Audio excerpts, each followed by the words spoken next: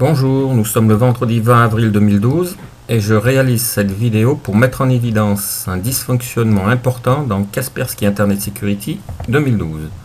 Donc pour les besoins, on va utiliser la version 12.00.374 h avec la base mise à jour à la date du 20 avril 13h39.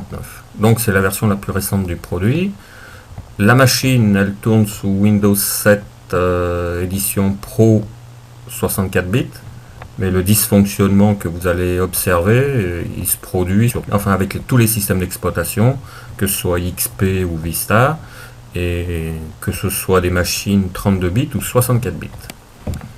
Donc là, on ferme. Alors donc au niveau de la configuration de KISS, j'ai désactivé le mode automatique. Au niveau du pare-feu, donc pour les applications de confiance, j'ai mis sur confirmer au lieu d'autoriser par défaut. Et par contre, j'ai créé au niveau de Thunderbird, vous voyez, donc j'ai interdit. Donc dans cette situation, Thunderbird ne peut pas aller sur le réseau. Donc Thunderbird est bloqué. Donc je ferme. Voilà. Donc là, j'ai fait aucune modification, donc je fais annuler. Donc je me répète, donc comme vous avez pu le voir, dans le pare-feu, Thunderbird est bloqué au niveau du pare-feu. Donc Thunderbird ne peut pas aller sur le réseau. Là, donc on a le visuel qui est jaune. Bon, c'est normal car j'ai le réseau qui est bloqué. Donc là, je vais débloquer le réseau. Voilà, je désactive. Donc le visuel est revenu vert. Alors, donc concernant ce dysfonctionnement, donc le voilà. Donc j'ouvre la fenêtre surveillance des applications, et pour mettre en évidence le dysfonctionnement, on va se servir de Thunderbird.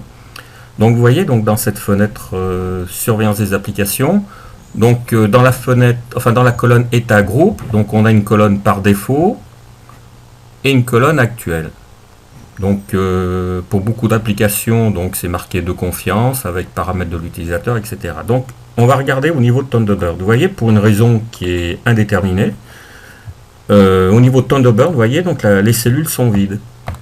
Donc c'est-à-dire qu'au niveau de l'état par défaut, la cellule est vide. État actuel, la cellule est vide. Donc, à cet instant, le pare-feu de Kaspersky ne surveille plus Thunderbird. Oui, ce que j'ai dit est vrai. Le pare-feu de KISS ne surveille plus Thunderbird. Et vous allez voir pourquoi, et vous allez voir comment on le remarque. Donc là, je démarre Thunderbird. Donc c'est la version 10.0 petit 2. Allez voir. Donc vous voyez, on est sur la version 10.0 petit 2. Donc actuellement, il y a une version 10.0 petit 3 qui existe.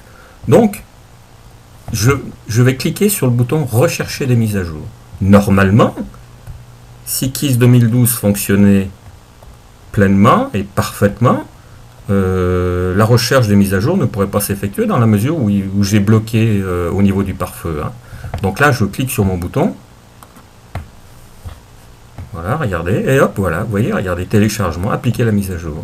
Donc comme vous avez pu le voir, même si j'ai bloqué Thunderbird donc dans le pare-feu, j'ai quand même réussi à aller sur le réseau avec Thunderbird. Donc il y a une faille de sécurité donc dans le pare-feu.